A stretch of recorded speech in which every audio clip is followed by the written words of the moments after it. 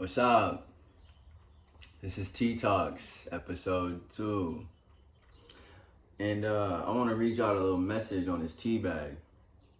It says, let your need be to help those in need. I think that's just a powerful message. You can take that how you want to take it, you feel me? This is honey chai turmeric tea. It tastes so good, bro, with some real honey in it, boy. But I just want to talk to y'all today about me and my life and whatever y'all take from it, feel me? So I enlisted into the military back in 2015. I was 18 years old. It was a young Qu'ran-Shakur, feel me? And I was supposed to go when I was 17, but I wanted to sign the papers myself. You know, I wanted that little adult freedom, I guess. And so I waited a year. And when I went, I had no idea what I was getting myself into. I did no research. I ain't do no asking questions. I just said, sign me up. Now, I was originally supposed to do the Air Force. They took too long to get back to me, so I switched to the Army. And then, I ain't gonna lie, I just thought the Army was full of dumb people. And I said, yeah, I don't like that. So I switched to the Marine Corps. So I was a part of the United States Marine Corps for about a year and a half, 2 years. And I'll tell you why I didn't do all 4. But it is one of the most defining points in my life.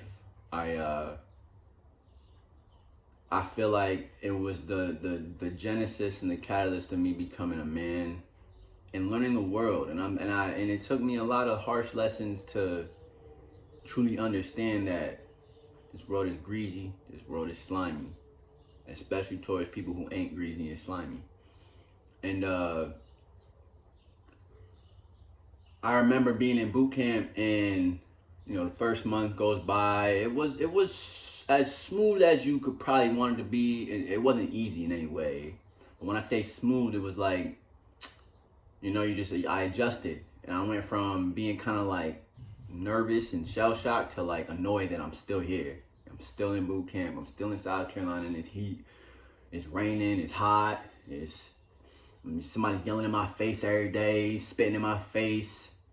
You know, we wake up at 4 a.m. every day to clean the house before we do anything, and then we go to breakfast and then do the day, and then at 8 p.m. is bedtime. That's lights, feel me? But I remember going into that second month, that was when the drill instructor decided to target me. And that's when I had an attitude problem my whole life growing up. You can ask my mama, you can ask whoever was around at that time. Yeah, I had an attitude problem. I ain't like authority like that. And I think there's something tied to that. I feel like because my true self knows I'm so powerful and I'm really a leader for real. And like I said in the last video, my last name means powerful ruler or strong leader. I ain't take too kindly to people ordering me around, feel me? And they saw that and they tried to break me. They couldn't break me though. Literally, they used to do this thing called IT, called intensive training, where they basically just haze you. They do whatever they want to do to you until they feel like they done. I remember one time they told me I was getting IT'd and they had me, it was like a pool of sweat underneath me on the floor, on the front quarterdeck. That's what they called it, in the front of the house. And one of my drill instructors, my favorite drill instructor to this day, he took a piece of paper and he dipped it in my sweat and he said, Richard, I'll tell you what, you scream this paper across the hall, or excuse me, across like the room, and we'll stop.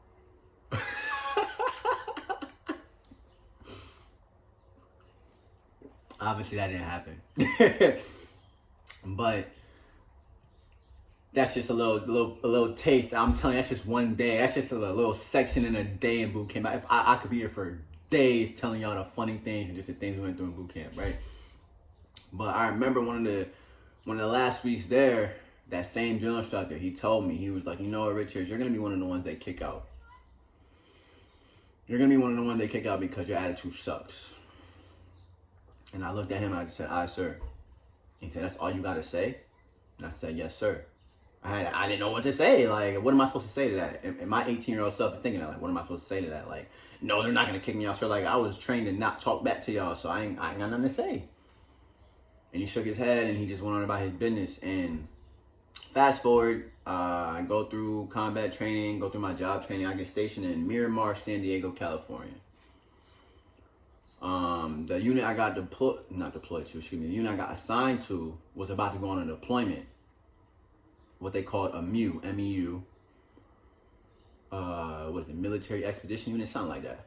And basically I was about to be on a ship for like 8 months. And I said, bro, I just got to California. I ain't never been here. I'm from Connecticut. I'm from the East Coast. I'm from the winter, feel me? I'm in California. I see palm trees in the airport, bro. I'm not trying to go to no boat for 8 months. I'm trying to live my life out here, feel me? And I made that very clear through my attitude. And before that word attitude, Prince David, y'all know my brother, our brother Prince David, he says attitude is altitude. So my attitude is poor, which means my altitude is very much low. And I told him straight up, I don't want to go on this deployment. So they transferred me to a non-deployable unit. But when they did that, they slandered my name OD. They slandered my name. They plotted to basically make the rest of my experience there terrible, which they did do. They told lies on me, they hazed me, you can name it, bro. Really, they messed with me. You know, I'm trying to watch my language here, because, you know, when I start talking about the military, it's like that military thing will start coming out, because, like, swear words over there are just words. Like, swear words are not swear words over there. So, like, when you really just adjust to that lifestyle, you just start speaking like them. But I'm no longer there. I'm far removed from that. Like I said, it was like 10 years ago, so. But, I remember my gunnery sergeant. He told me, you know what, Richards, you're gonna get kicked out one day because your attitude is terrible. And he said, you're gonna be living under a bridge and you're gonna be homeless because you don't know how to conduct yourself. Now, when he said that, it wasn't like I was acting a fool, but it was the fact that I wasn't taking too kindly to how these people felt like they could treat me. I stood up for myself. See, they wanted you to be their little doormat and take the disrespect and just say, aye, sir, yes, gunnery sergeant, no gunnery sergeant, whatever the case, and just put up with it. Me, that's not how I was raised. My mama ain't raised me that way. I remember when I was like 6, 7 years old, my mama said, she took me to summer camp. She said, somebody ever hit you, you hit them back. So, you feel me? Now, over time, I forgot about them lessons, and I forgot about that, and I used to let people walk. I was a doormat for real. So when I got to the military, I said, I'm no longer going to be that. And I wasn't.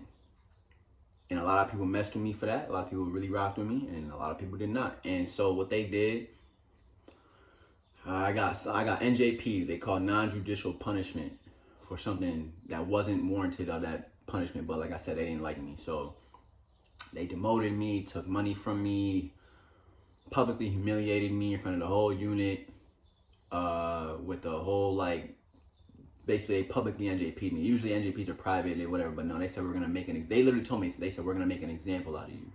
So I had to stand in front of our CO, our commanding officer, and our XO, our executive officer, and in the whole unit, and get NJP'd. And that was when I realized nobody cared about me. Nobody really rocked with me for real. Only one person to this day from that time rocks with me still. And shout out to my boy Nova, for real. Shout out to my boy. And he's the only one who stuck by me through that whole thing. Only one. And fast forward, I get kicked out. So it did happen. I got kicked out. It happened, yes. If you didn't realize that's what happened, I got kicked out, yes. And I ended up being homeless. Now, I wasn't under a bridge, but I won't get into too many details because certain details don't matter to me no more because I've moved on from them and I've forgiven the people that were involved in that time. But I remember sleeping in an abandoned car. It was winter time, by the way, when I ended up being homeless, so it was freezing cold. I remember I had two big, what we call sea bags. They're just big green duffel bags, really. And I had all my belongings in there. And I remember one day I hid my sea bags behind these bushes, but I told myself I should take out everything that's super important out of these bags. That was wisdom. And so my social security card, my ID, my birth certificate, all the money I had, and like I was wearing like 3 layers of clothes, and everything that was important I stuffed in my pockets, and I left all my other stuff behind the bushes. And I went, and then later that night I went to sleep in that abandoned car, and I couldn't really sleep. And now I have a song called "Listen to Yourself." And in that song I say, now what you know about being homeless in the winter and a lot of you quivering 2 a.m. can't sleep because your body keeps shivering. Feel me? And that's a fact. I never knew real cold until my bones were shivering. I felt my bones shivering. You feel me? I woke up that next morning, got like maybe a couple hours sleep. Woke up, went to them bushes. My bags were gone.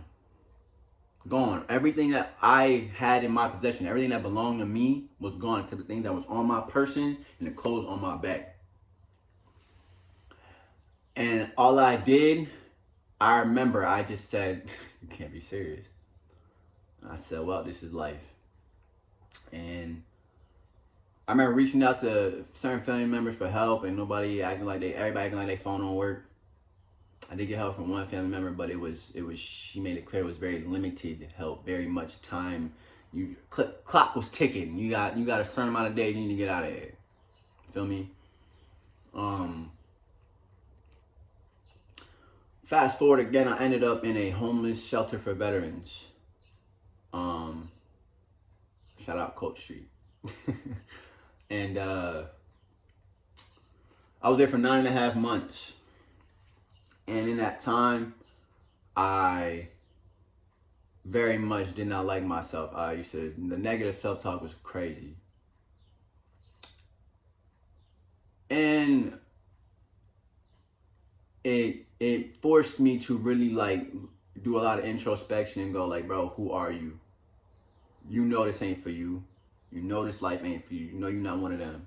You're not one of these dudes that's destined for this life. You're destined for so much greater. And through that time, throughout all of this, the military, getting kicked out, being homeless, all that, what's the one thing that I always did? Take a guess. I was writing music all the time. I found any reason, any excuse. I used to charge my phone outside of Walmart using outdoor plugs just to keep my phone lit so I could listen to beats and write. I remember I stayed with somebody that was a friend of one of my cousins. Same thing, this restaurant had outdoor outlets, and we used to charge our phone there because he didn't pay his electricity bill. So he purposely didn't pay his electricity bill. He used to buy weed and smoke instead. But I would go to this restaurant like 2 in the morning, 2, 3 in the morning, or like 1 in the morning, midnight, whatever, and charge my phone. And the owner used to always be there, and when he would see us there, he would kick us out. But I wanted to write, and I remember I would wake up at 7 in the morning and go to this driving school that was right across the street, and they would let me charge my phone in there, and they would let me sit there before they started classes, and I would write music. This is real, bruh. I found any reason to do this. This is why I still do this to this day. Like, people don't understand, this is who I am. It's not a day that I could ever fake it. You know? And I say all this to say, it's like in alignment with the last episode. Be your authentic self no matter what. No matter what. When I made memoirs, when I started making memoirs last year, all them songs, even to this day, are made in a car. There's no studio, there's no professional equipment. It's a car, this very phone I'm recording off of, and these AirPods. That's it. That's all I got. I don't make excuses though. You feel me? And these same songs people are enjoying to this day. You know, these are actually the most successful songs I've ever made in terms of like view count and just appreciation, all that. Like, back when I had an engineer and was doing stuff in the studio with professional grade equipment, yeah, my songs was getting spun a little bit, but less than what they are now. I'll tell you that. So, and it's like y'all showing me when I had people helping me, It was fine. I learned a lot. I actually grew a lot as an artist doing that. But now that I do everything myself, I feel way more powerful, you know? And so, like I said last video, we are as powerful as a team ourselves. Now imagine when we have a team of that, a team of people powerful enough to be their own team, but now we a team together. You feel me? So I say all this to say, you don't know where your life might end up, because here I am now homeless, right? Where I'm able to make some tea and talk to y'all about my life and like make music and do what I love every day. And I just want to say that don't give up on yourself, you know? Don't give up on yourself, because there's a lot of times where I really wanted to give up, but it just was never in me to do so. Whenever that fork in the road came of give up or keep going, I always chose keep going. Or keep going, excuse me. So, shalom, hala Yahweh, Torah Elohai. This has been Tea Talks. I know I ain't gonna drink that much of the tea, but drink some tea today.